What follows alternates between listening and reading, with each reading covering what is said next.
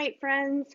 Welcome to our Food for Thought session today. My name is Stacy Fritz. I am one of the patient advocates for Believe Big, and we want to welcome back Paula, my sidekick, my partner in crime here, Paula Weinberg. She is our oncology nutritionist, and she's going to be guiding our chat today.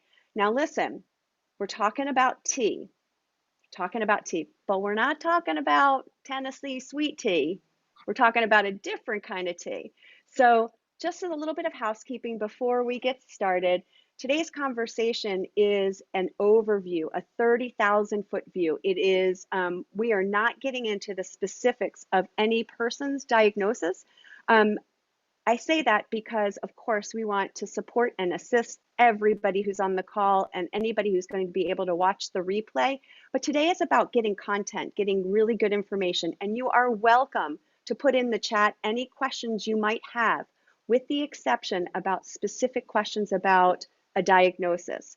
It's not to say that we won't be able to answer those questions. And at the end of today's session, what I will do is make sure that we have your contact information. If you would like to reach out to Paula, she will be providing her contact information. And of course, you always have access to me either through the Believe Big website, or I will give you my direct email address. It's very important that we stay on task and make sure that we get through the entire session. And it's also super important that we meet you where you are if you have specific questions about what you are on your journey. So with that said, I'm going to turn the baton over to Paula, and Paula is going to kick us off with why cancer hates tea. She's going to be guiding this I'm excited for this conversation, Paula. I can't wait to hear where you take us. So with that, all you. Thank you. I'm going to share my screen here and get us started. Okay. So hi, everybody. We're going to dive into tea today. And I was telling Stacy before we were all officially on that I learned so much about tea and a lot about drinking tea from this book and from preparing for this talk. I've drank tea all my life and never really thought too much about it, and have read a lot of science about tea in my studies, but never really dove into tea the way I have in this book. So I learned a lot, and I hope that you guys can learn some stuff as well too. So we're going to get rolling here. Let me just get myself situated. Okay. So we're going to start right off with diving into, tea is really just a plant, right? So tea leaves grow just like any, green thing you would see. Of course, they don't grow here in our backyard. A lot of the tea we'll be talking about is grown in Asia, but what makes tea so great is it is a plant. And like many plants and things that we value in our diets, it has a lot of great compounds. And so these are some of the highlights of what makes, what are the really famous things that green tea in particular is known for. It's, high in antioxidants. I'm not going to read all of this for you. Some of these I'll explain a little bit. Metastasis is when cancer spreads, and apoptosis is when a cell dies, and healthy cells know when to die, and cancer cells just are stuck in on mode and they don't know when to die. So we want to support cell death. Of course, not of healthy cells. Healthy cells know when it's time to say goodbye, and cancer cells don't. So this is one of the benefits, one of the many benefits. And there are also other benefits of tea as well beyond, the cancer realm. Of course, it's really great for your heart. Black tea has a lot of benefits for improving vascular function. Green tea reduces cholesterol levels and prevents atherosclerosis. There's healthy weight management benefits. Drinking tea helps boost your metabolic rate of caloric burn. It inhibits fat formation. It's a natural appetite suppressant, and it has some benefits too to drinking before you exercise. So there's a lot of great things about it. And we are going to learn more from my reading this book. I was inspired for this talk by this book, Cancer Hates Tea. It's a great read. It's a beautiful book. Sorry, I've got a lot of action in my driveway, and my dog might not be happy and be barking in a minute, so hopefully you guys will be able to hear me. But this book taught me a lot about tea. There are technically only 4 kinds of tea. I think I've got a closet full of, or a cupboard full of various teas. Those aren't really teas. Most of my teas are herbal teas, and we'll get to that at the very end. But actual true tea is only comes from the Camellia. That's actually misspelled. It's sorry, that's actually misspelled. Corrected it to sinuses. It's supposed to be sinensis plant. So sorry about that. I'll correct it before it's posted. But there's only 4 kinds of teas that come from this same plant, and it's a matter of how they're processed. So the main difference between them is simply the processing. White tea is sort of that first stage. It's the closest to the fresh tea leaves. They're very minimally processed, basically just allowed to properly wither and dry up, and there's no real processing of them. Green tea is the next step. The leaves are either pan fired or steamed, and they retain that fresh green color, hence the name of the tea. Oolong is partially oxidized before it's fired and dried, and that's also called fermentation or partial fermentation. Black tea is made from the crushed tea leaves that are fully oxidized. Oolong's partially oxidized. Black tea is fully oxidized, and that yields that very dark, rich flavor and color that we know of black tea. And this last one, I'd never even heard of. It's pronounced pu'er.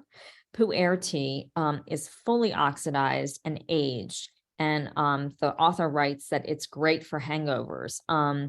It sounds like it's a tea that's not for everyone. This last one, pu'er, I'll tell you more about it as time allows, but it sounds very like earthy. She describes it as like, picture drinking sort of a cup of what's at the bottom of a forest floor, so if you're not into that earthy kind of, taste, it sounds like a really deep, rich, earthy flavor, which I've never heard of it. So that was. Paula, let me stop you real quick, just a clarifying question. So if I understood correctly, we are really saying that there's only 4 true kinds of tea, and each of these 4 choices, the white and green tea is the first stage, the oolong would be the second, and then moving on down the list has to do with how it's processed. Did I get that correctly? Yes, they're all from this same Camellia sinensis plant. Got it. And Got it. it's all basically, green tea. It's just a matter of how the tea leaves are processed. Got it. So, interesting. yeah, I didn't know that either. I called what I drink tea, and I'm not usually drinking these. So I always, thought incorrectly on that as well.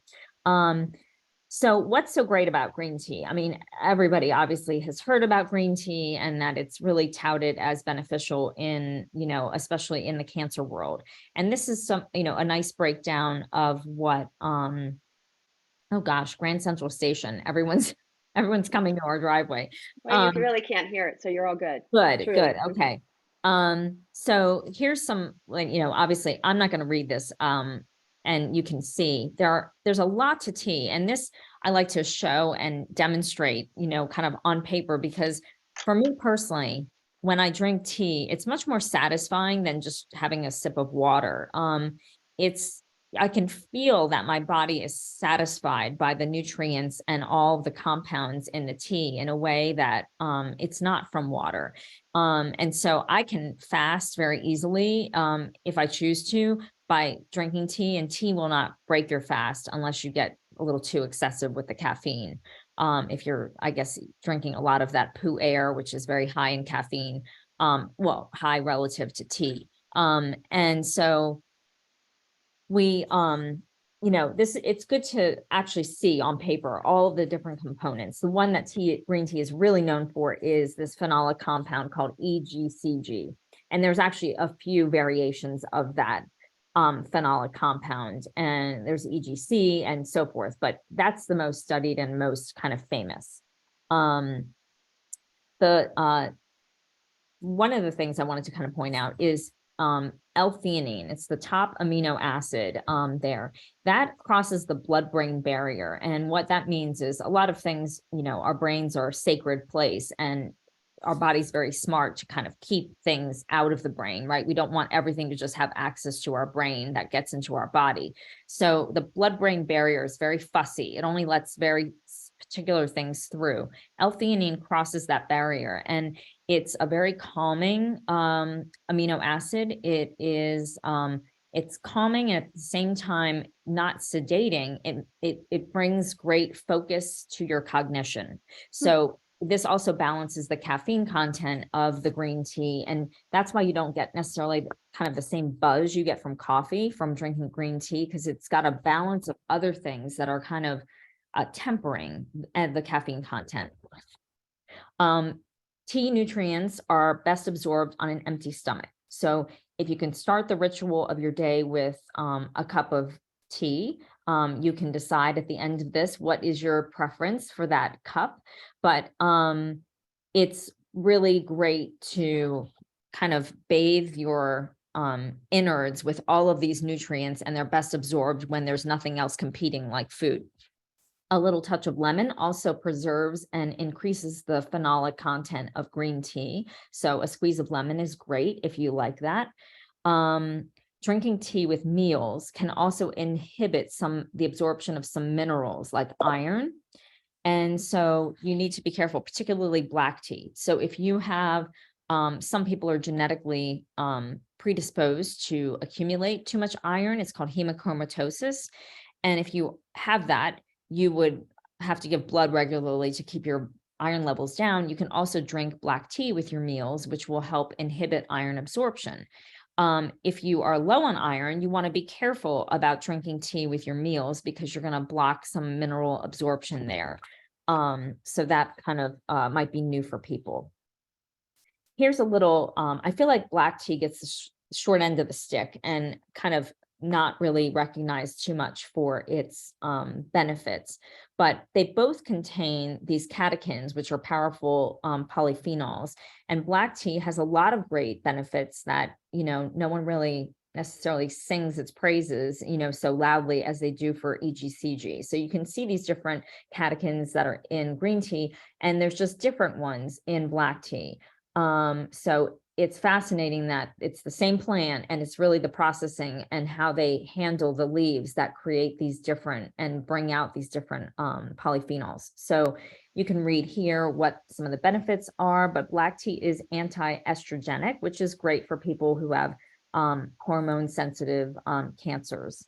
So interesting, Paula, because I'm again, great point. I always thought that green and black tea were two totally different things, but now connecting the dots, this is just the black tea is an extension of the green tea and has to do with the processing, and it's been fully oxidized, I guess is what you mentioned. That's just amazing. The difference between the two is really, it's not a huge difference. It's just how it was processed. Right. And I learned about that, earlier on, but there's so much about this process I really didn't know and never dove into. So I found it fascinating. Real quick, because here's the question I'm sure others may have, is that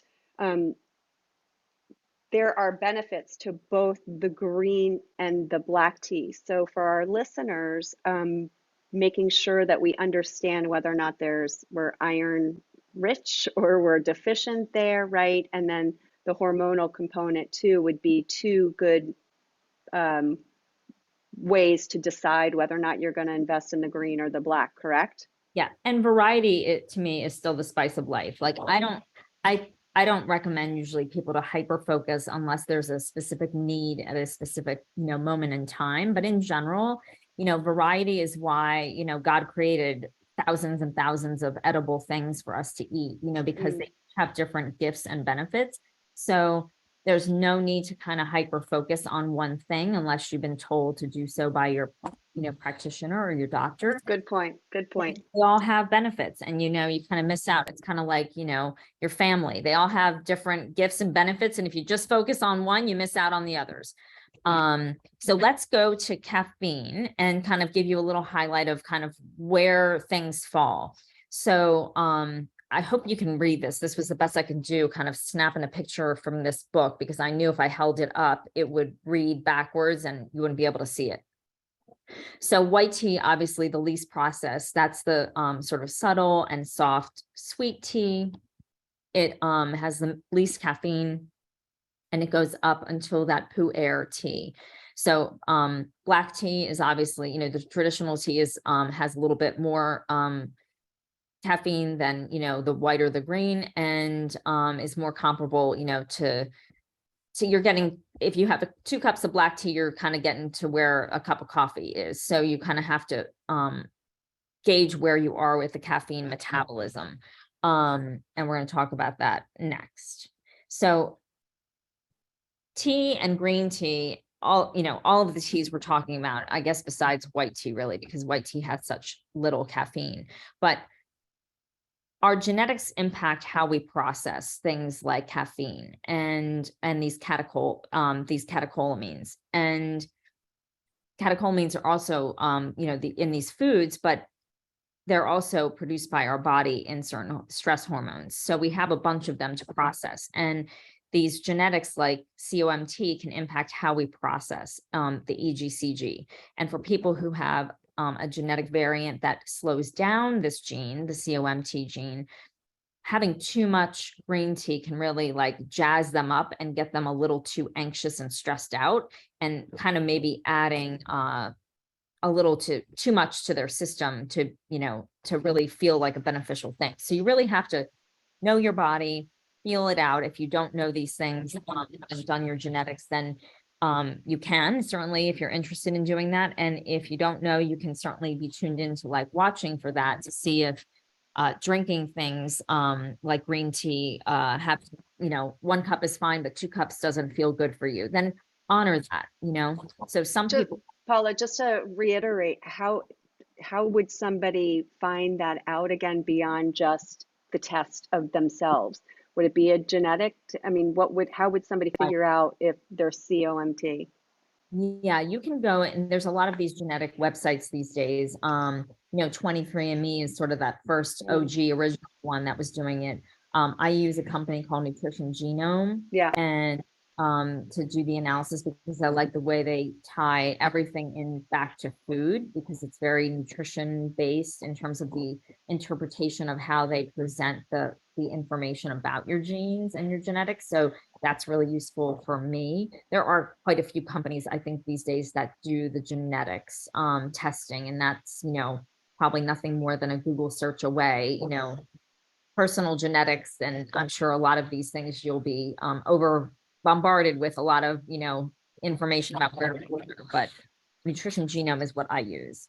and really, I think what you're saying too is there's a good argument to do that, regardless for other reasons. But what we're also saying is that if you're taking, drinking 2 cups of green tea and you're finding like, you're feeling really anxious or spun up, is the way I would describe it, then maybe it would be to dial it back a little bit, go to 1 cup. Or drink white tea. Mm, Perhaps white tea is the tea for you that has much lower caffeine and doesn't have lower benefits, just a different amount of caffeine because of the processing.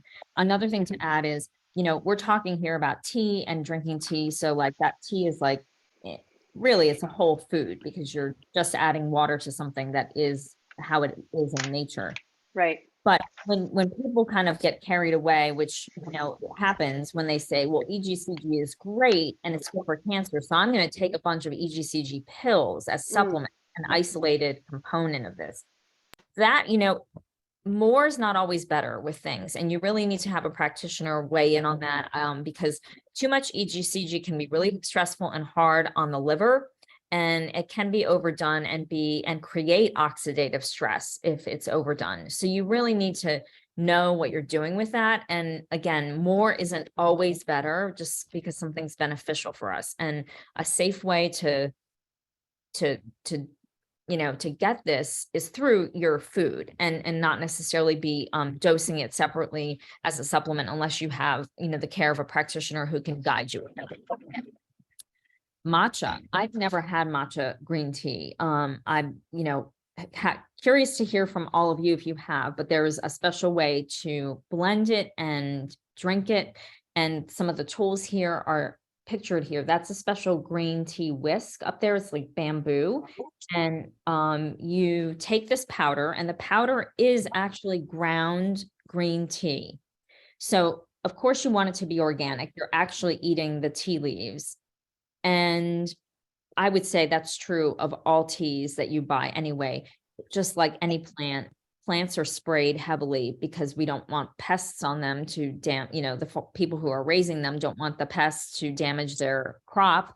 So these things are heavily sprayed. I would go organic anytime you can, but particularly with matcha, I would guess, because you're drinking the tea leaves, the powder, you're eating it itself as a food. So this is obviously a little more potent than just a watered down version, which is green tea, where you're pouring just water on the tea leaves because you're actually drinking the substance of it. So there's a little more caffeine, also a little more of that L-theanine, that great calming amino acid. So again, you don't necessarily get a big buzz from it, but you will be still getting more caffeine, whether you necessarily feel it or not. Aluminum is something that can accumulate in tea leaves, not necessarily just matcha, but it was mentioned in a study that I was reading about matcha tea in particular. So I put it on this slide. So that's something to kind of be aware of too. If you've been a long time tea drinker, and this is true for, gosh, a lot of foods, we don't realize that they have heavy metals in them, and we can be storing these things and they can be contributing to our body's imbalance. So heavy metal testing is something people can do, but just to be aware that, like everything, there's good and bad with everything, and nothing's pure and nothing's, all good. So there may be aluminum that accumulates in this particular plant, and that's something to kind of watch out for. Paula, we have a question here, and I Yeah. think the bottom line with the matcha, like as you mentioned, that those are leaves, and we want to make sure that we're trying to purchase really clean products, organic for sure, making sure that that has that appropriate seal on it. But the question is coming in from Bonnie, and the question is when she drinks matcha tea, she gets almost automatic gut discomfort. So she's tried it a couple of times, and she's just curious to know, not a specific question, are you familiar, have you ever heard of somebody having like gastrointestinal upset from using matcha? No, I haven't. But my question would be back is, are you making it yourself at home, or are you getting it out? Because there are often, when you're getting, like a matcha tea out, they would be adding perhaps a milk, dairy or non-dairy to it. Yeah, There's other things, kind of blended to make it, she said it's a matcha tea latte, so it sounds to me like there might be some dairy in there. yeah, that's probably maybe more the culprit to look at first, try Right. eliminating that or changing that component and see if that still happens.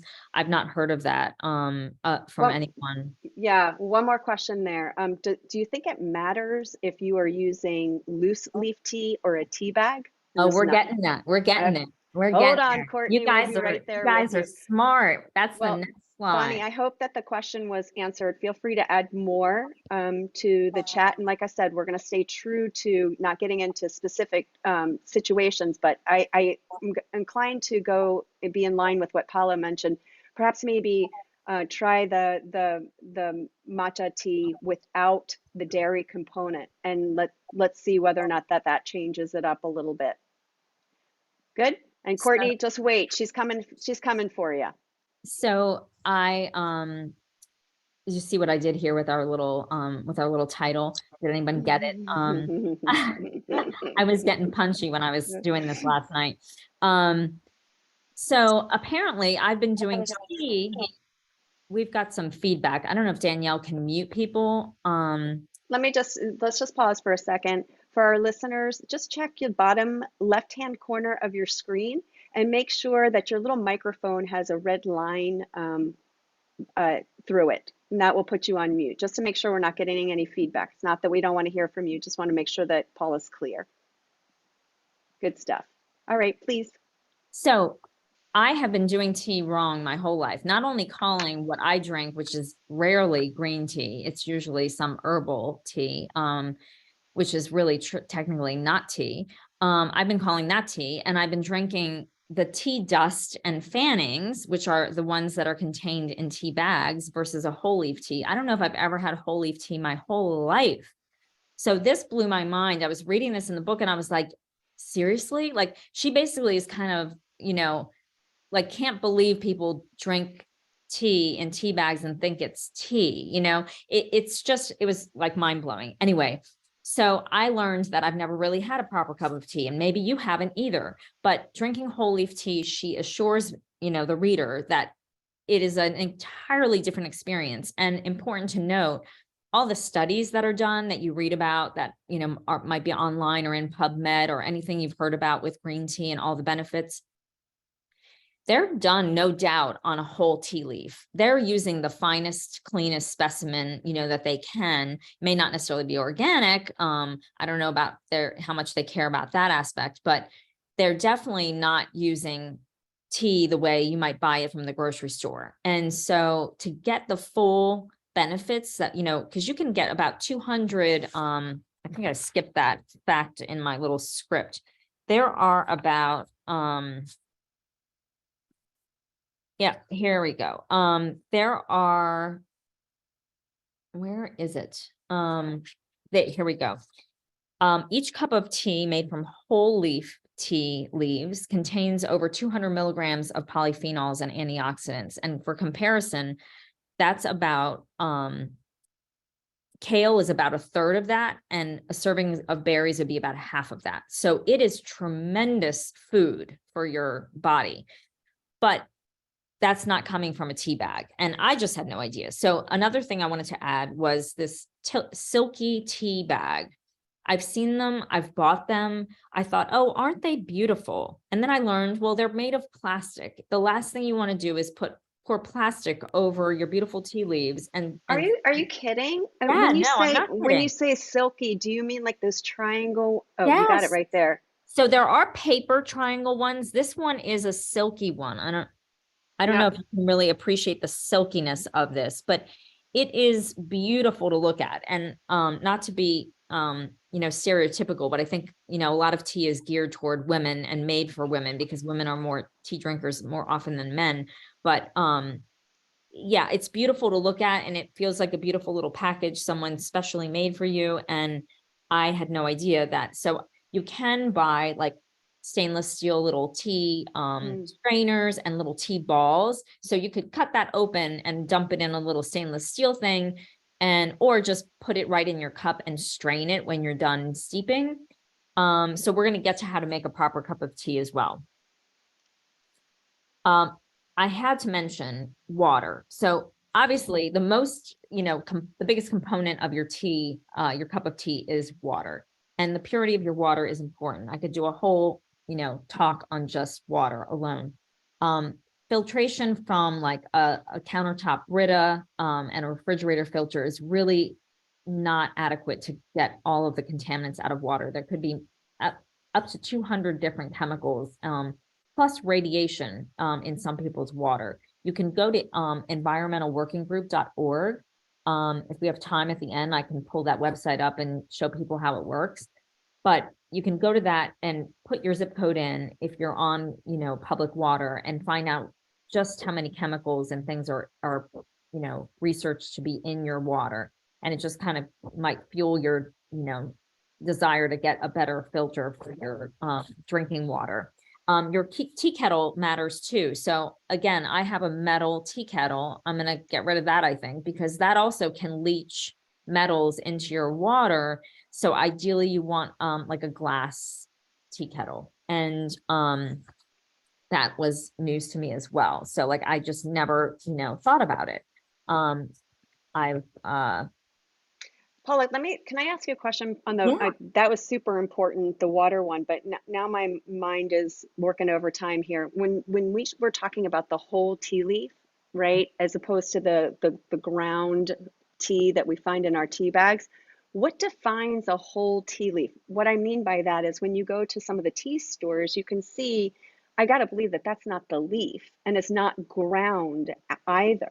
Do you understand where my confusion is? So So what does the whole tea leaf look like?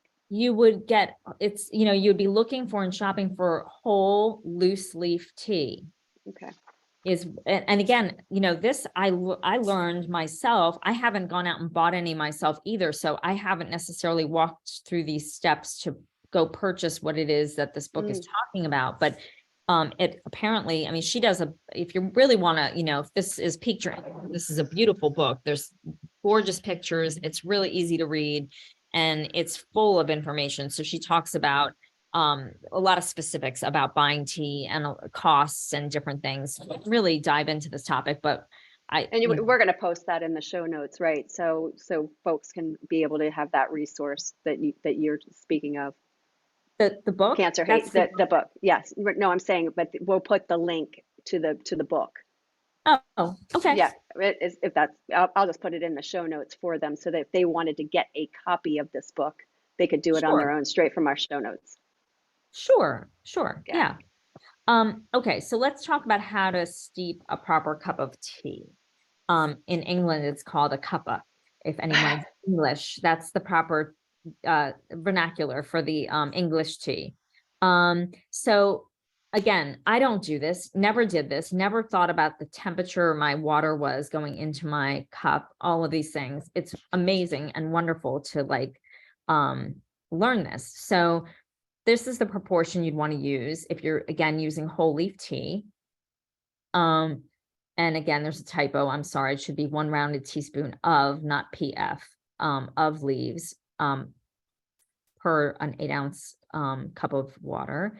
You want to make sure you get the proper temperature, and there are different temperatures based on, again, the kind of tea leaf you're using. So the white tea, green tea, oolong, they're all listed here. And the black and the pu'er, you just use straight up boiling tea. The other ones, you either have a tea kettle that you can set to the right temperature, or you just do what she says, boil it and wait 3 minutes to let it cool down to this proper temperature. So you can also, if you boil your water in an open pot, she tells you what you're looking for in terms of temperature wise, and where your proper temp is, just by the visual of the boiling process, which is really cool as well. So there's also tons of information about how long to steep, how often you can re-steep teas, which again, something I've never really done, but I don't know how much you get out of this, the tea dust and fannings that I've been drinking my whole life, because they're not the real whole leaf tea, because we're talking about the real stuff. But it does have several infusions in it. So you're paying more for the tea leaves, but you're getting more cups of tea. You don't want to keep wet tea leaf that you've used around more than, let's say a few hours during the course of the day. It will mold. You don't want to, try to save money by keeping your used tea leaves from yesterday to the next day. You're going to be getting mold into the tea at that point. So for the day, you can re-steep your tea and have those leaves, and you'll get different flavors out of it, I've read as well, which I don't know for sure. You will also get less caffeine and more polyphenols, interestingly, from green tea, because green tea leaves, unlike white tea leaves, green tea leaves are a little more like shriveled and dried up. And so the first steep, they're kind of having to wake up in the water and kind of unfurl and release, be willing to give up their magic.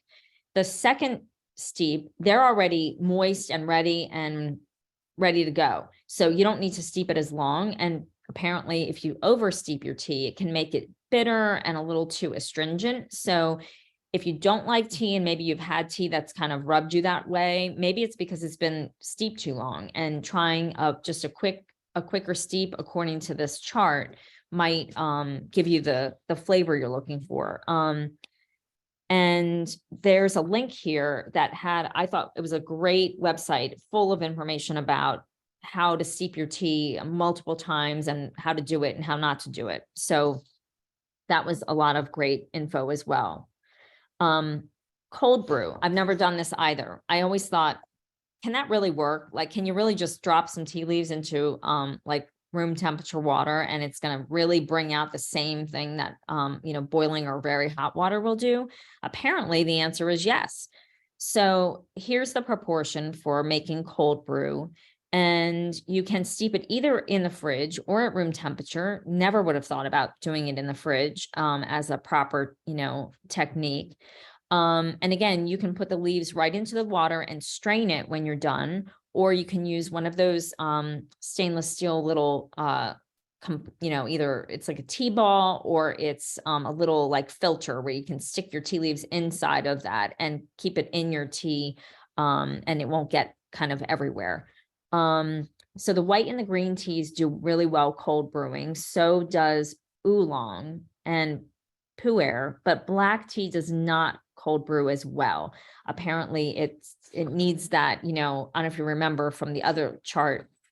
Here we go. It requires the boiling water. So it needs a little more encouragement maybe to yield all the good things it has in there. And the hot water really does the trick. So not that you can't do it, but you're probably not getting quite as much out of the tea.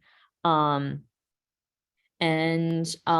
wonder where that falls in line with like sun tea. You know what Yeah, I mean? Like, I wonder if you yeah, could still do the same thing with those whole tea leaves and put it out in the sun, for the same right, amount of time, whether or not right. that still allows the appropriate benefits. Yeah, she did not talk about that in her Mm, book, and I really don't know, but I can't imagine that that's not helping, kind of having the temperature slightly elevated by the right. sun, would help it yield a little bit more from the leaf. But she didn't. I'm feeling really guilty though, because I let it sit out there for a couple of hours, and fascinating that it's only about, 30, 60 minutes max. Yeah, me too. Like I think I oversteep all my tea all the Yeah. time. I let the tea bag in the water much, much longer than that.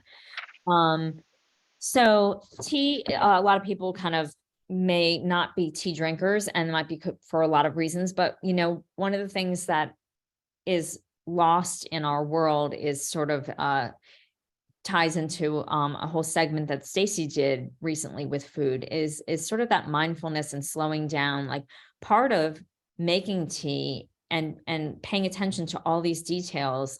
It might sound overly fussy and overly kind of like I don't have time for all this, thing all to think about what I'm, doing with my tea this much. Well, thinking about our food and our preparation and how it is optimally enjoyed helps us to slow down and really take in like the gifts that we get to eat and drink and consume through nature, and it really helps us to connect with our food. It helps us to be better nourished by our food. Japanese tea ceremonies, put in the chat if you've ever been to one. I have not. I've never been to Asia. And they're still an hour long, and it's just preparation and tasting and sitting, and imagine how different our world would be if we had, in Europe they have the long afternoon lunches where they have a really big meal and they relax and maybe even have a nap, and that's acceptable to them. Like they take time. Other cultures take time and enjoy and savor the preparation and the eating and enjoyment of the food, and we really kind of have lost out on that, and that's a shame. So this is maybe a good reason to slow down a little bit and really kind of savor the moment with your tea. And um for me, I've been drinking not real tea and more of these kinds of things, the herbals, fruits, and florals, they're called. And different, again, these are not bad. These are not less than, these are just different. And Mm. so these have different gifts and different benefits. And I think variety is a great thing in life. So don't necessarily, discount these because they're not true tea according to science. But these are some teas that might be known to you or unknown, like Pau d'Arco. That's the picture of the tree there. Pau Mm. d'Arco tea is made from the bark of that tree, and it's very powerful, immune, helpful for people with cancer and just health in general. So there's a lot of great teas out there. Stacy is going to talk to us about Isiac. A Asiatic See, tea. Yes. Yeah, so thanks, Paula. We have about 6 more minutes, and so I'm going to cover ASEIC tea very quickly, but I also want our listeners to know that once again, we will put everything in the show notes. Here's my big disclaimer. First of all, I am not Paula. Paula is absolutely certified to be discussing anything related to a cancer diagnosis when it comes to nutrition. And for me, I'm general, right? But I have some experience with ASEIC tea based on my family history and a couple of folks that have been on the cancering journey. ASEIC tea is fascinating to me, fascinating. And what you want to think of with ASEIC tea is it actually falls in line with Paula's heading here. It's an herbal tea, and it's made up of four specifics, a blend of four herbs. And very important that we have knowledge before we start consuming things that are touted to be very good for cancer healing. So ASEIC tea, the founder was a Canadian nurse. Her name was Renee Casey, Caisse. I tell you that because ASEIC is Casey spelled backwards. So she developed the formula from her work with a patient, or for learning about it from a patient in the 1920s.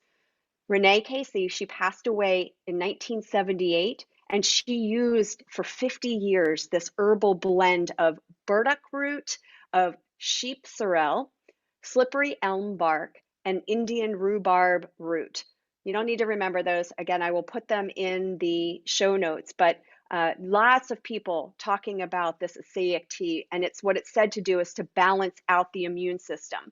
There's tons of information on it, specifically related to the cancering journey. People really go crazy on the topic. Our job, Paula, my job is to provide you with the information and then give you the knowledgeable research-based sites of folks that we believe that have the information as correct as it is today.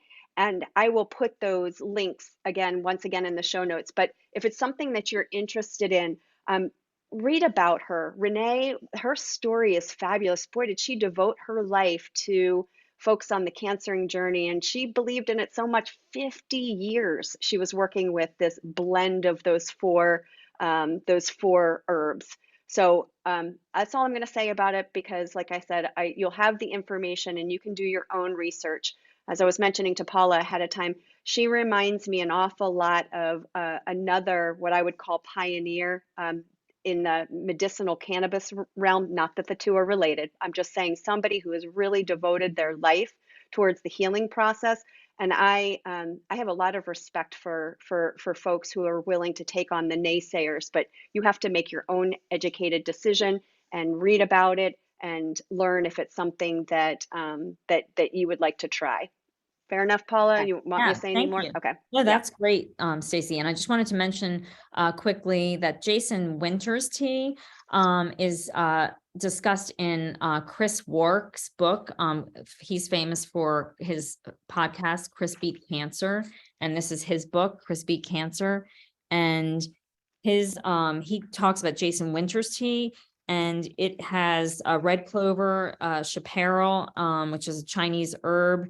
Um, Oh, and a Chinese herb tonic known as Herbaline, which has astragalus and lingstrom. And so it has a few different components to it as well. I don't have personal experience using it or with anyone that I know. I haven't tried it myself. So I don't know much about it, but that's something that you can also investigate if you're Yeah. interested and I think reach it's out. just really cool that there are these pieces of information that are not clinically studied or research based, that folks have had tremendous support on their journey. And I say the more tools that you have in your toolkit, the better. But I always, and I know Paula, you feel the same way, buyer beware, because there's an awful lot of scamming going on out there. And I really am very passionate about knowing where your sources come from and understanding that to capitalize on something that's such a difficult journey is really, that's a tough one for me. So Paula, we have one question, and then we will wrap it up with any final questions. The question is, what about, I'm going to butcher this name, Tahibo tea? Have you heard of that one before? Tahibo. And I have not either. No, Um, don't know about it. yeah, so I'm going to make a note here, and I'll do some investigating, and I know Paula will as well. And if we come up with anything for you, we'll report back. So we are at 12:45. I want to say thank you very, very much for your time. I'm going to give us about maybe a minute or so. If there's any final questions, we have lots and lots of good job and very informative. I do have one question, Paula, and I know the answer to it, but put it to you. Do Go we have ahead. any resources that we recommend on where to buy the teas? For the ASEIC, I do. I have 4 very reputable ones that I will put in the summary notes. And I also have a Facebook group, Courtney, that I think when my brother was on the cancering journey, this was a go-to source for me. The reason why, as I explained to Paula, I loved how everybody chimed in with their knowledge and everybody was keeping each other checks and balance. And the name of the Facebook group is called ASEIC Tea for Cancer, and it's spelled ESSIAC, Tea for Cancer. Again, I will put all of the information that I have on my side in those summary notes, and um, you are welcome to reach out. So let me do that. If you have questions for me, it's Stacy@believebig.org. And if you have questions for Paula, Paula is going to, her contact information is right there. And the name of her company is Health Span Nutrition. But if you forget anything, just remember those 2 things, my email address, and then remember the second thing, I can get you to Paula as well. So don't be shy. If you have specific questions, we're here for you. I appreciate all the comments. I too think that this was such an informative session. I want to thank Paula for being here. We'll see her again soon. I know she's my partner in crime. Thoroughly enjoy spending the 45 minutes with all of you. God bless you all and have a wonderful day. Talk to you really soon. Bye-bye.